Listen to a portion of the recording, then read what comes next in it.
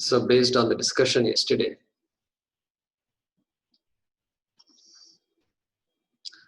we made a sankalpa to chant Sudarshana mantra to protect India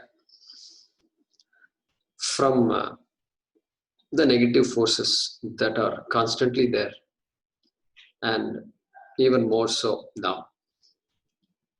It's a very powerful mantra which, when done with Shraddha, will yield results, the results that we ask for. So Sudarshana, often referred to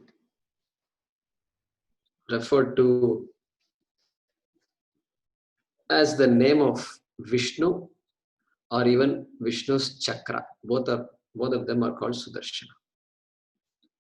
So we visualize Bhagavan Vishnu and offer our prayers to Vishnu.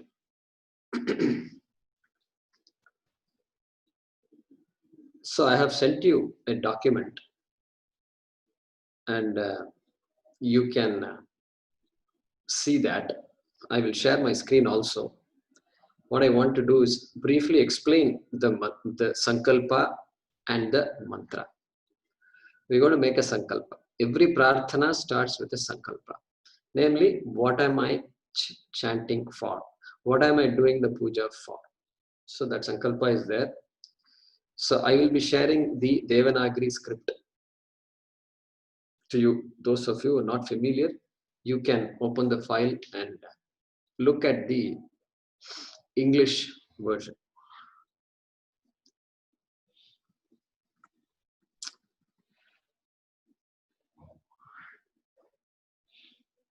So here is the sankalpa.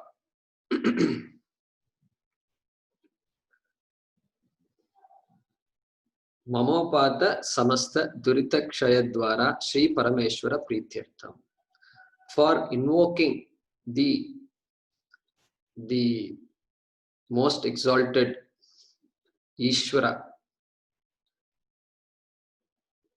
through the removal of my own karma, negative karma that might be there. And what for am I doing? I'm doing this for Bharatasya Paridhi Samrakshanartham, for the protection of the boundary of India, the original boundary of India. Antasthithanam Bahisthitanam Sarva Shatrunam Uchatanartham. So for the elimination, for the removal of all the enemies of India, who are both inside the country and outside the country. Antasthithanam Bahisthitanam. And for the elimination, weakening, Shitali Karanartham, weakening, fragmentation of what? Of the buddhi, planning, of the sankalpa, planning and intellect, and of the actions of our enemies, Shatru. Shatru buddhi, Shatru sankalpa, Shatru karma, Shitili karanartham. Then Bharatasya Sainyanam Vijaya Nimittam Sarva Sadhananam Siddhyartham. So for the accomplishment, for the successful achievement of all the methods, all the means employed by India's security, India's forces, for the purpose of victory, Vijaya Nimittam. And Visheshataha, more specifically,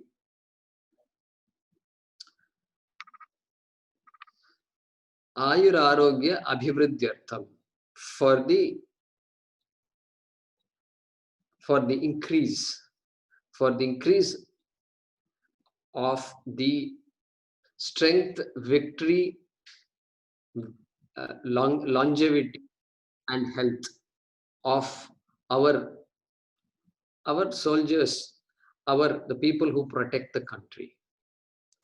And for akala mrityu moga mrityu haranartham, for Vishnu to take away any chance of untimely or unproductive death of the people. And Bharata Deshe Sarva Dharmikanam Suraksha Vijaya Praptyartham, for the protection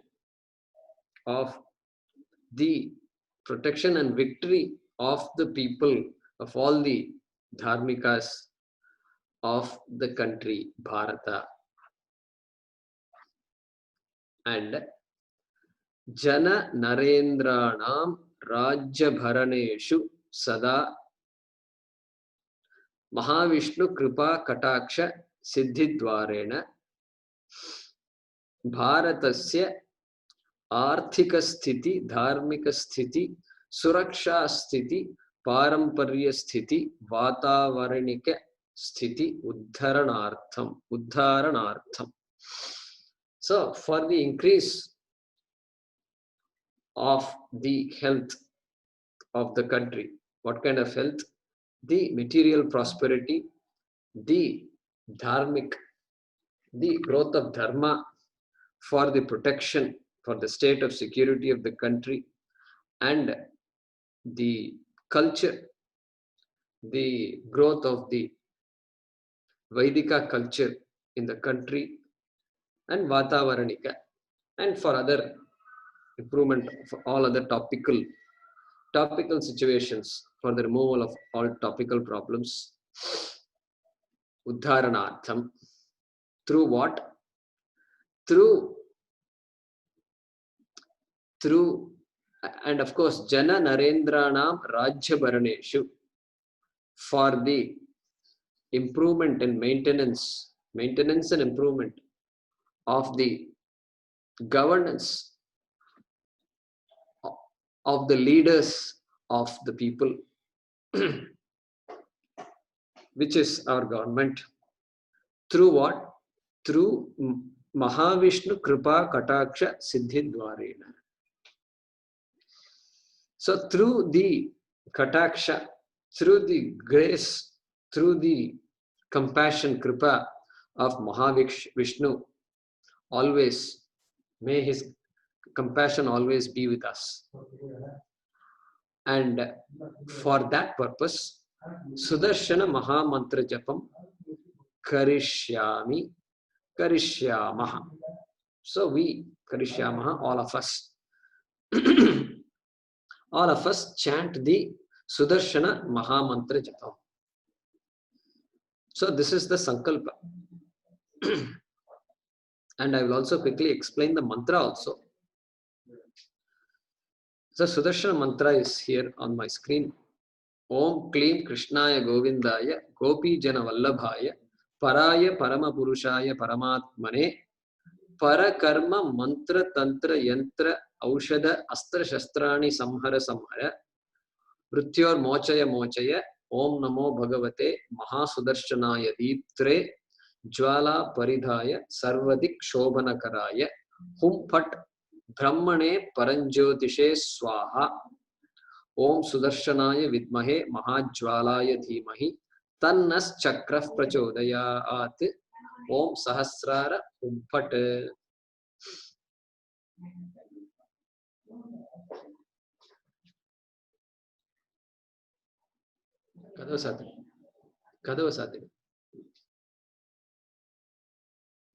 So Krishnaya Govindaya. So there are some terms here. Kleem, Hum Phat, etc. These are all called Bija Akshara mantras, Bija mantras, which make the mantra even more powerful by providing a shield, as it were. And each Bija Akshara has specific devatas that they are addressed to. So here Om Kleem, Krishnaya Govindaya, to Krishna, Govinda, Gopi Jana Vallabhaya, who is the who makes all the gopikas, gopi janas, people, the protectors of the cows and all the cowherds, who makes them happy. Paraya Parama Purushaya Paramatmane, the most exalted being, Bhagavan Ishvara, who of course is none other than Atma, that Paraya Parama Purushaya Paramatma. And what are we asking? Samhara Samhara. May you remove, may you eliminate, may you eliminate the negative effects of actions, of wrong mantras and tantras and all the other negative forces caused by chemicals and other entities and weapons which are used by our enemies. Samhara. May all those negative forces be neutralized. Mrityor mochaya mochaya. So may you release the country from any kind of deterioration, and of course may our people who protect us be free from death. May they not suffer death. Mrityor mochaya mochaya. Om Namo Bhagavate Mahasudarshanaya Deeptre. So, Mahasudarshana, Mahavishnu, who is Bhagavan, and who is Deepta, who is the origin of illumination, brilliance, that Deepta. So unto Deepta, Deeptre, to you, who is the cause of brilliance, Jwala Paridhaya, and who is surrounded by brilliance, Jwala, light, and who is Sarvadik Shobhana Karaya, who causes blessings, auspiciousness in all directions, everywhere, Sarvatra, Sarvadik Shobhana Karaya. Hum Pat Brahmane Paranjyotishe Swaha. So that all pervasive Brahman, and who is the ultimate illuminator of this world, Paranjyotish, to unto that Paranjyotishe, I offer this mantra. What is that mantra? Om Sudarshanaya Vidmahe Mahajwalaya Dhimahi. So I meditate upon Sudarshana, who is Mahajwala, who is the greatest illuminator, who produces the greatest brilliance, who is the greatest brilliance, effulgent, most effulgent being. Tannas Chakraf Prachodayat. So may he, and with his chakra in hand, inspire our intellects, inspire us, inspire the people to do what is to be done, in this case, to protect the country. Om Sahasrara Humpat. So was my voice audible all along? Yeah. So that is the mantra. What we will do is we will chant it about 11 times today.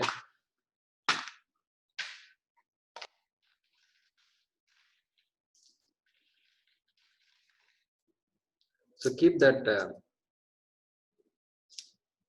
I will share the screen shortly.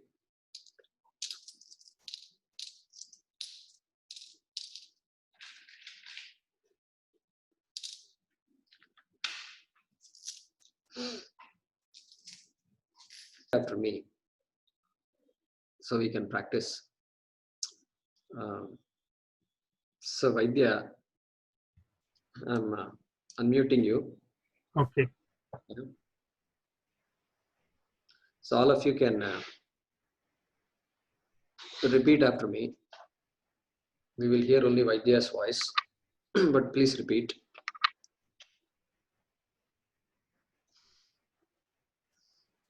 Mamopat समस्त दुरित क्षय द्वारा श्री परमेश्वर प्रीत्यर्थम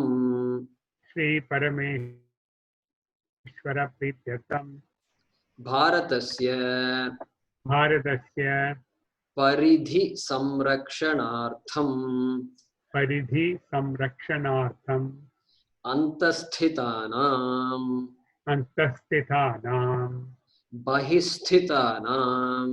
बहिस्थितानां सर्वशत्रूणां उच्चाटनार्थम शत्रुबुद्धि शत्रुसंकल्प शत्रुकर्म शिथिलीकरणार्थम भारतस्य सैन्यानां विजयनिमित्तं सर्वसाधनानां सिद्ध्यर्थं विशेषतः भारतस्य सैनिकानां वीर्य विजय आयुरारोग्य अभिवृद्ध्यर्थम अकाल मृत्यु मोघ मृत्यु हरणार्थम भारत देशे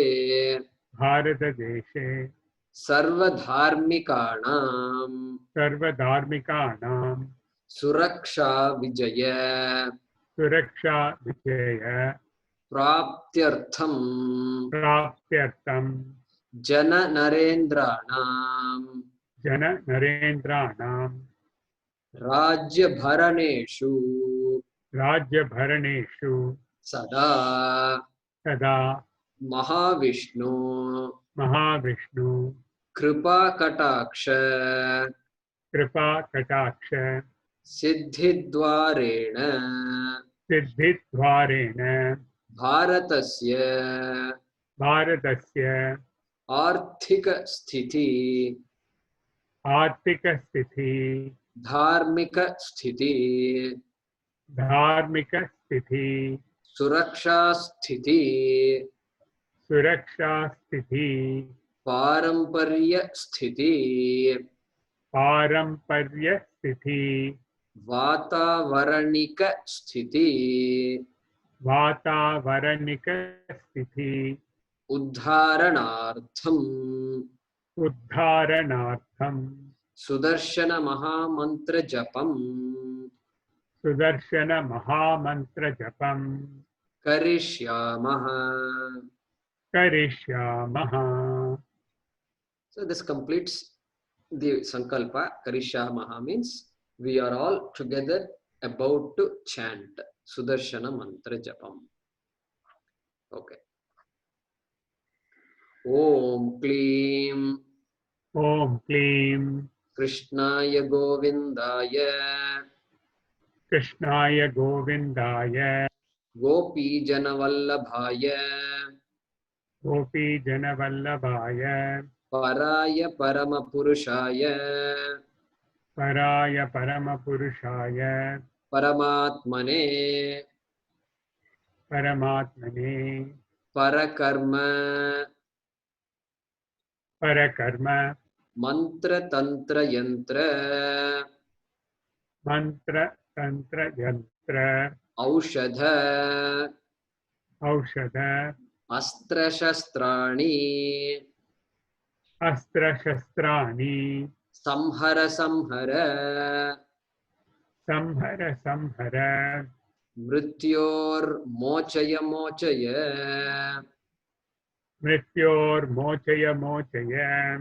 ओम नमो भगवते ओम नमो भगवते महासुदर्शनाय महासुदर्शनाय दीप्त्रे दीप्त्रे ज्वालापरिधाय ज्वालापरिधाय सर्वदिक् शोभनकराय सर्वदिक्शोभनकराय हुं फट् हुं फट् ब्रह्मणे ब्रह्मणे परञ्ज्योतिषे स्वाहा परम ज्योतिषे स्वाहा। ॐ ओम सुदर्शनाय विद्महे सुदर्शनाय विद्महे महाज्वालाय धीमहि महाज्वालाय धीमहि तन्नश्चक्रः तन्नः चक्रः प्रचोदयात्। प्रचोदयात्। ॐ सहस्रार ओम सहस्रार हुं फट्. हुं फट्. So that completes one round. So you repeat once again until people get comfortable. Maybe 3 times we can repeat and then we can chant by ourselves. Again repeat right there. Om Klim Om Om क्लीं Krishnaya Govindaya कृष्णाय गोविन्दाय Gopi Janavallabhaya गोपी जनवल्लभाय Paraya Paramapurushaya पराय परमपुरुषाय Paramatmane परमात्मने Parakarma परकर्म Mantra Tantra Yantra मंत्र तंत्र यंत्र Aushadha औषध Aushadha औषध Astra Shastrani अस्त्र शस्त्राणि Samhara Samhara संहर संहर Mrityormochaya Mochaya. मृत्योर्मोचय मोचय। Om Namo Bhagavate ओम नमो भगवते Mahasudarshanaya महासुदर्शनाय Diptre दीप्त्रे Jwalaparidhaya ज्वालापरिधाय Sarvadik Shobhanakaraya सर्वदिक्शोभनकराय Hum Pate हुं फट् Brahmane ब्रह्मणे Paranjyotishe Swaha. परम ज्योतिषे स्वाहा। Om Sudarshanaya Vidmahe ओम सुदर्शनाय विद्महे Mahajwalaya Dhimahi महाज्वालाय धीमहि Tannaschakrah Prachodayat. तन्नः चक्रः प्रचोदयात्। Om Sahasrara Hum Phat. ओम सहस्रार हुं फट्।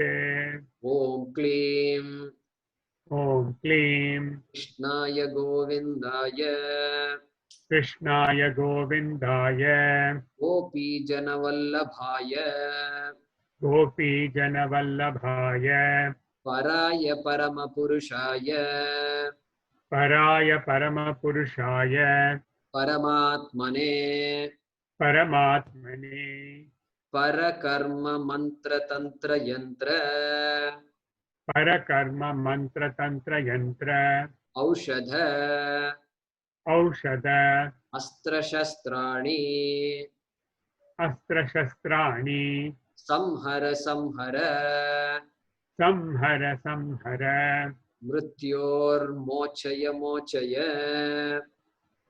मृत्योर्मोचय मोचय।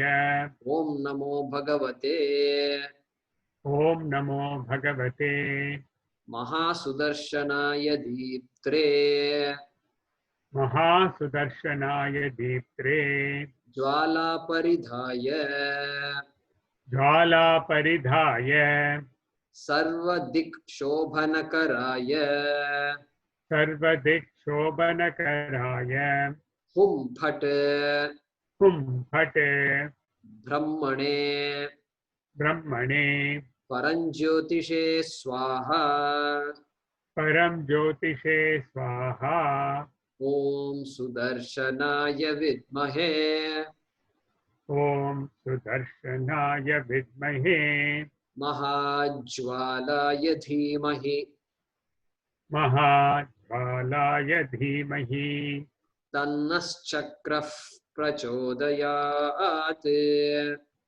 तन्नः चक्रः प्रचोदयात् ॐ सहस्रार हुं फट् ॐ सहस्रारहुं फट्.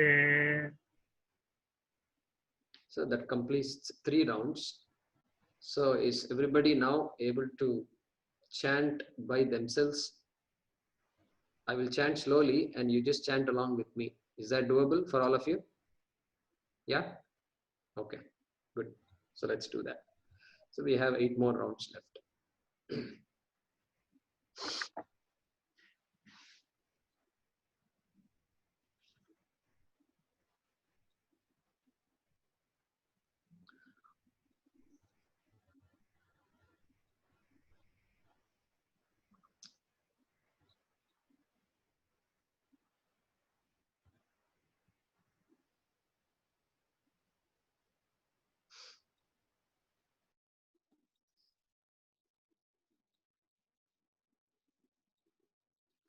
ॐ क्लीं कृष्णाय गोविन्दाय गोपीजनवल्लभाय पराय परमपुरुषाय परमात्मने परकर्म मंत्रतंत्र यंत्र औषध अस्त्रशस्त्राणि संहर संहर मृत्योर्मोचय मोचय ओम नमो भगवते महासुदर्शनाय दीप्त्रे ज्वालापरिधाय सर्वदिक् शोभनकराय हुं फट् ब्रह्मणे परञ्ज्योतिषे स्वाहा ॐ सुदर्शनाय विद्महे महाज्वालाय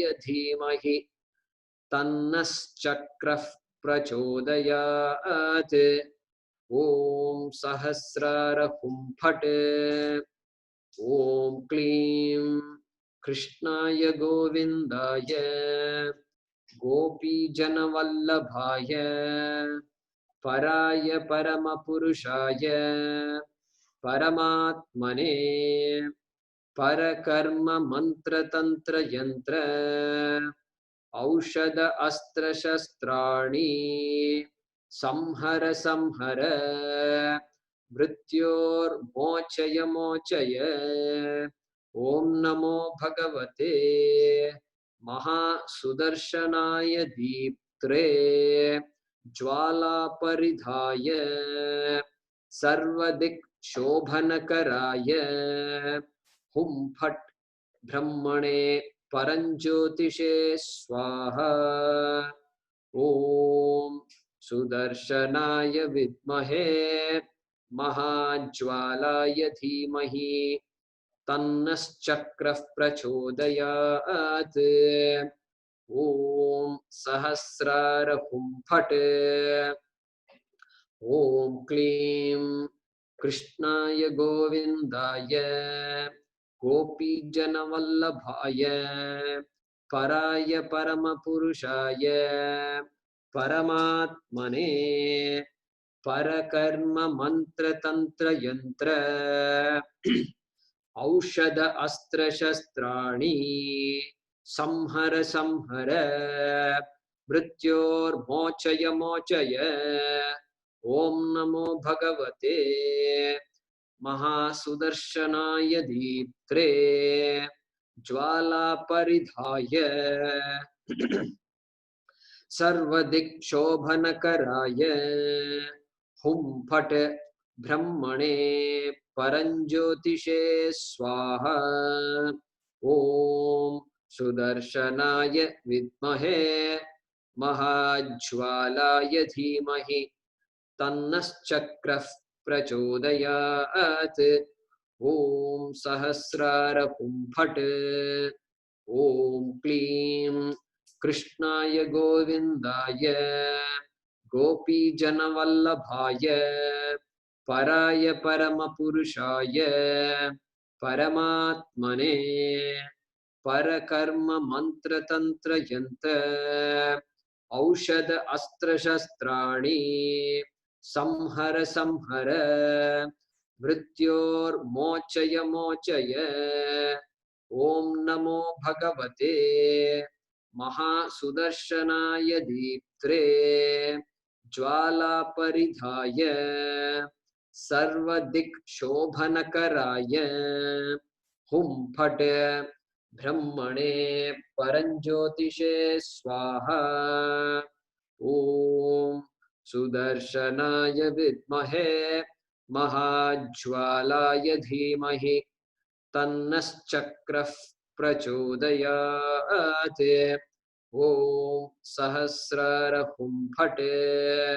ॐ क्लीं कृष्णाय गोविन्दाय गोपीजनवल्लभाय पराय परमपुरुषाय परमात्मने परकर्म मंत्रतंत्र यंत्र औषध अस्त्र शस्त्राणि संहर संहर मृत्योर्मोचय मोचय। ओम नमो भगवते महासुदर्शनाय दीप्त्रे ज्वालापरिधाय सर्वदिक्शोभनकराय हुं फट् ब्रह्मणे परञ्ज्योतिषे स्वाहा। ॐ सुदर्शनाय विद्महे महाज्वालाय धीमहि तन्नश्चक्रः प्रचोदयात्। ॐ सहस्रार हुं फट्। ॐ क्लीं कृष्णाय गोविन्दाय गोपीजनवल्लभाय पराय परमपुरुषाय परमात्मने परकर्म मंत्रतंत्र यंत्र औषध अस्त्र शस्त्राणि संहर संहर मृत्योर्मोचय मोचय। ओम नमो भगवते महासुदर्शनाय दीप्त्रे ज्वालापरिधाय सर्वदिक्शोभनकराय हुं फट् ब्रह्मणे परञ्ज्योतिषे स्वाहा। ॐ सुदर्शनाय विद्महे महाज्वालाय धीमहि तन्नश्चक्रः प्रचोदयात्। ॐ सहस्रार हुं फट्। ॐ क्लीं कृष्णाय गोविन्दाय गोपीजनवल्लभाय पराय परमपुरुषाय परमात्मने परकर्म मंत्रतंत्र यंत्र औषध अस्त्र शस्त्राणि संहर संहर मृत्योर्मोचय मोचय। ओम नमो भगवते महासुदर्शनाय दीप्त्रे ज्वालापरिधाय सर्वदिक्शोभनकराय हुं फट् ब्रह्मणे परञ्ज्योतिषे स्वाहा। ॐ सुदर्शनाय विद्महे महाज्वालाय धीमहि तन्नश्चक्रः प्रचोदयात्। ॐ सहस्रार हुं फट्। ॐ क्लीं कृष्णाय गोविन्दाय गोपीजनवल्लभाय पराय परमपुरुषाय परमात्मने परकर्म मंत्र तंत्र यंत्र औषध अस्त्र शस्त्राणि संहर संहर मृत्योर्मोचय मोचय। ओम नमो भगवते महासुदर्शनाय दीप्त्रे ज्वाला परिधाय सर्वदिक्शोभनकराय हुं फट् ब्रह्मणे परञ्ज्योतिषे स्वाहा। ओम सुदर्शनाय विद्महे महाज्वालाय धीमहि तन्नश्चक्रः प्रचोदयात्। ओम सहस्रार हुं फट्।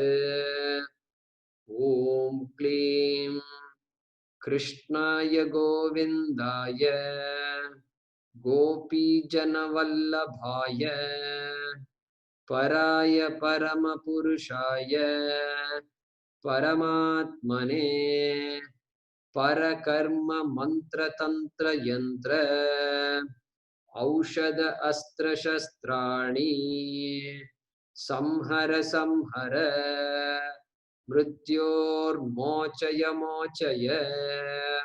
ओम नमो भगवते महासुदर्शनाय दीप्त्रे ज्वाला परिधाय सर्वदिक्शोभनकराय हुं फट् ब्रह्मणे परञ्ज्योतिषे स्वाहा। ओम सुदर्शनाय विद्महे महाज्वालाय धीमहि तन्नश्चक्रः प्रचोदयात्। ओम सहस्रार हुं फट्।